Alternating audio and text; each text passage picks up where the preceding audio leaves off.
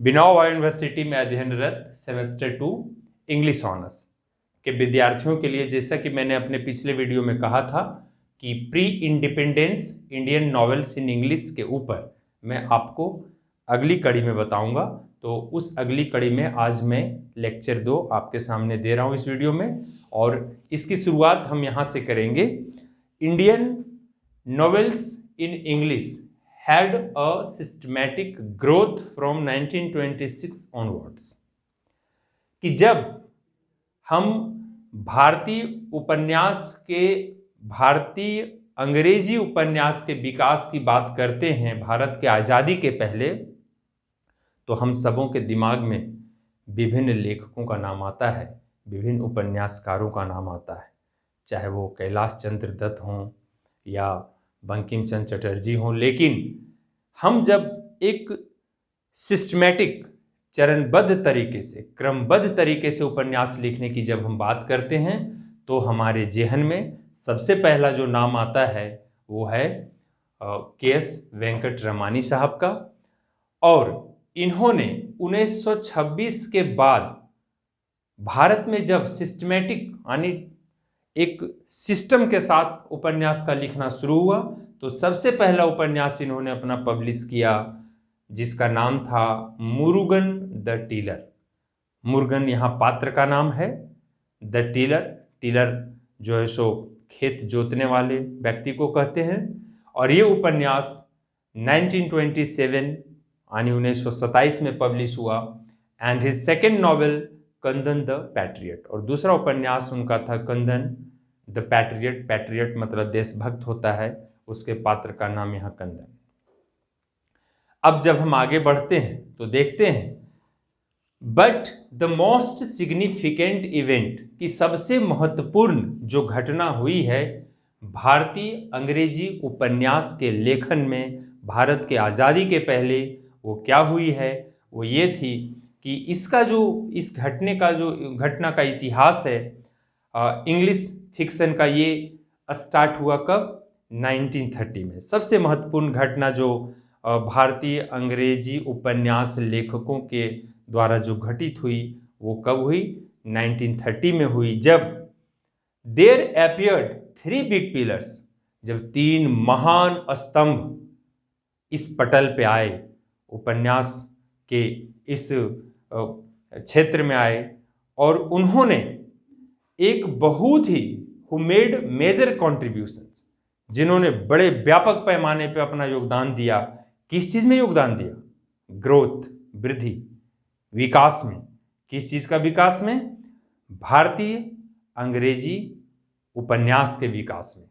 इसके पहले मैं आपको सेमेस्टर 2 इंग्लिश ऑनर्स के एससीसी पेपर 3 के यूनिट 1 में मैं चर्चा कर चुका हूँ। प्री इंडिपेंडेंस पोएट्री के बारे में बता चुका हूँ, ड्रामा के बारे में बता चुका हूँ, और ये जो हमारा लेक्चर चल रहा है आज दूसरा, ये आपका हो गया जाके pre independence Indian English novel के ऊपर मैं दे रहा हूँ।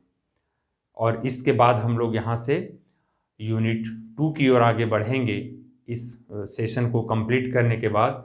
तो इसी में आप सबों को समझना है कि ये यूनिट 1 का पार्ट है। दे वेर मुल्क राज आनंद, आर.के. नारायण एंड राजा राव। तो 3 महत्वपूर्ण व्यक्तियों का जो नाम है वो हमेशा आपको याद रखना है कि भारत में अंग्रेजी उपन्यास के शुरुआत में या एक नई ऊंचाइयों तक पहुंचाने में जिन्होंने सबसे बड़ा अपने जीवन का योगदान दिया है, उसमें इन तीनों, इन्हें ट्रायो भी बोलते हैं अंग्रेजी में, इन तीनों का योगदान था। और वो तीनों थे मुल्क राज आनंद। मैं पुनः यहाँ आप लोगों को याद दिलाना चाहूँगा, मुल्क राज आनंद, आर.के. नारायण और राजा राव। अब इन तीनों के योगदान को मैं यहाँ के बाद आगे चर्चा करूँगा। The struggle for Indian independence was going on and Mahatma Gandhi had deep impact on the mind of writer.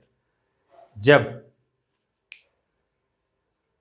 Bharat के आज़ादी का संघर्ष जारी था, the struggle for Indian independence, Bharat की आज़ादी के लिए जब संघर्ष जारी था, was going on and Mahatma Gandhi had deep impact on the mind of writer. उस दौर में लेखकों के मस्तिष्क पर महात्मा गांधी का एक बहुत बड़ा ही प्रभाव था, एक बहुत बड़ा इम्पैक्ट था। These novelists wrote novels with a definite commitment, और ये उपन्यासकार जो भी लिखते थे एक निश्चित कमिटमेंट के साथ लिखते थे। ऐसा लगता था कि उन्होंने किसी चीज़ को एक अपना खास हथियार बना लिया हो, उस कमिटमेंट के साथ वो लिखते थे। Their novels reflected, और जब हम सब इन लेखकों के जो भारत के स्वतंत्रता संग्राम के दौरान गांधी जी के प्रभाव से प्रभावित होकर लिख रहे थे, उन लोगों ने रिफ्लेक्ट किया अपने उपन्यास में, उस समय के चीज़ों को प्रदर्शित किया। उन्होंने अपने उपन्यास में उस समय की चीज़ों का बड़ा ही अच्छे ढंग से चित्रण किया। मुल्कराज आनंद पार्टिसिपेटेड इन गांधीयन मूवमेंट, और ये यहीं तक नहीं रुके, उन्होंने गांधी जी के द्वारा प्रायोजित आंदोलनों में भाग भी लिया। Mulkraj Anand concentrated on the life of downtrodden. Mulkraj Anand की जब बात हम सभी करते हैं भारतीय उपन्यास के क्षेत्र में, तो इन्होंने अपना जो मुख्य ध्यान था, अपना जो फोकस था, इन्होंने डाउन ट्रेडन, दबे कुचले लोगों, जो सबसे निचले पायदान पर रहते हैं, वैसे व्यक्तियों के लिए उन्होंने लिखना शुरू किया, दलितों के लिए लिखना शुरू किया। और उनके बारे में यहाँ तक कहा जा सकता है कि वो ही बिकेम द स्पोक्समैन, वो प्रवक्ता बन गए, वो बात करने वाले व्यक्ति बन गए। किन लोगों के? ऑफ द अनस्पोकन, जिनके बारे में कोई बोलता नहीं था, जिनके बारे में चर्चा नहीं होती थी, जिनके बारे में सुना नहीं जाता था, सुनाया नहीं जाता था, वैसे लोगों की ये स्पोक्समैन बन गए, स्पोक्स पर्सन बन गए, यानी उन लोगों की आवाज़ ये निरंतर उठाने लगे। हिज फर्स्ट नॉवेल अनटचेबल, उन्होंने अपने पहले उपन्यास अनटचेबल, हिंदी में जिसको हम अछूत कह सकते हैं, से अपने इन चीज़ों को उन्होंने दिखाया कि कैसे वो सबसे निचले पायदान पर रहने वाले व्यक्तियों के बारे में सोचते हैं। मुल्कराज आनंद साहब ने जो अनटचेबल लिखा था, जो अछूत लिखा था उपन्यास, डिस्क्राइब्स, वो वर्णन करता है किस चीज़ का? The life of young sweeper, एक सफाई कर्मी के बारे में बताता है, जो कि एक यंग लड़का है, हु सफर्स, और वो मतलब suffers at hands of the upper caste people, यानी एक ऐसे व्यक्ति के बारे में बताता है जो एक सफाई कर्मी है और जो ऊंची जाति के हाथों बड़ा शिकार होता रहता है, यानी ऊंची जाति के लोगों के द्वारा उसका बड़ा शोषण होता रहता है। पुनः his Coolie is another powerful novel presenting the life of the downtrodden. फिर इन्होंने अपना जो लिखा है मुल्कराज आनंद ने दूसरा नॉवेल कुल्ली, ये एक उनका दूसरा बहुत ही मजबूत, बहुत ही स्ट्रांग नॉवेल है, एक बहुत ही स्ट्रांग मैसेज देता है सोसाइटी को, ऐसा उन्होंने लिखा है, जिसमें उन्होंने प्रस्तुत किया है द लाइफ ऑफ द डाउनट्रेडन। इसमें भी उन्होंने एक निचले तबके पे जिंदगी जीने वाले लोगों के जीवन के बारे में बताया है। His to lives and bird was published in 1937। पुनः उनका जो है so his to lives and bird publish हुआ है 1937 में। Each novel of Mulk Raj Anand is a novel of protest. अगर उनके हर एक नॉवेल को हम बारीकी से देखें या अध्ययन करें तो हम पाएंगे कि उनके हर नॉवेल में उनका जो कैरेक्टर है, उनका जो उन्होंने जो चरित्र का उसमें चयन किया है, वो बड़ा ही प्रोटेस्ट यानी विद्रोह करने वाला नजर आता है, कि वो समाज से कैसे विद्रोह करना चाहता है, लड़ना चाहता है, आगे बढ़ना चाहता है, इस चीज़ की झलक मिलती है। His other books are the village. उन्होंने जो कुछ महत्वपूर्ण और उनका जो वर्क है, इम्पॉर्टेंट जो उपन्यास है, वो द विलेज है, अक्रॉस द ब्लैक वाटर है, उसके बाद द सोर्ड एंड सिकल है, एंड द बिग हार्ट है।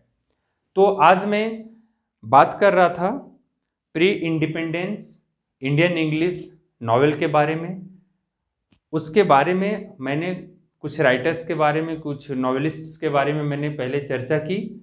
आज का जो ये लेक्चर है, इस पे मैं महत्वपूर्ण जो 1926 के बाद कैसे क्रमिक विकास हुआ अंग्रेजी उपन्यास का भारत में, उसके बारे में मैंने चर्चा किया। फिर इस उपन्यास का सबसे बड़ा जो विकास हुआ वो 3 महत्वपूर्ण उपन्यासकारों मुल्कराज आनंद, R.K. नारायण और राजा राव के समय में हुआ। इन तीनों नॉवेलिस्ट यानी इन तीनों उपन्यासकारों के ऊपर हम एक एक करके फोकस कर रहे हैं। आज मैंने मुल्कराज आनंद के द्वारा रचित कुछ महत्वपूर्ण कृतियों के बारे में चर्चा की, और मैं आप सबों को इसके अगले लेक्चर में यानी लेक्चर 3 में चर्चा करूंगा R.K. नारायण और राजा राव के बारे में। उसके बाद ये हमारा यूनिट 2 का जो नॉवेल सेक्शन है वो ख़त्म हो जाएगा। उसके बाद फिर हम आगे बढ़ेंगे। ये आप सबों की सुविधा हेतु बहुत ही सिंपल तरीके से समझाया जा रहा है। अगर इस स्तर के एक्सप्लेनेशन के बाद भी वैसे बच्चे जो खासकर मैं बार बार ये कहता हूँ कि ग्रामीण क्षेत्रों से हैं, जो हसरत रखते हैं कि हम इंग्लिश ऑनर्स करें, जिन्हें चीज़ें समझ में नहीं आती है या बहुत परेशानी होती है, उनको डरने घबराने की कोई ज़रूरत नहीं है। आप द चैलेंजर्स जोन का जो यूट्यूब चैनल है, जिसमें हमारे अन्य विषय के भी बहुत ही एक्सपर्ट टीचर्स हैं, जैसे फिजिक्स के सुलेमान सर हैं, जितेंद्र यादव सर हैं गणित के, और मैं स्वतः अंग्रेजी में हूँ। और आने वाले समय में और विषयों के जो मटेरियल्स है आपको इसी चैनल के माध्यम से उपलब्ध कराए जाएंगे। तो ज़्यादा से ज़्यादा लोग इसको सब्सक्राइब करें और अपने दोस्तों से भी सब्सक्राइब कराएं। बिल्कुल आप जानते हैं कि ये ऑनलाइन और वर्चुअल क्लासेस निःशुल्क है।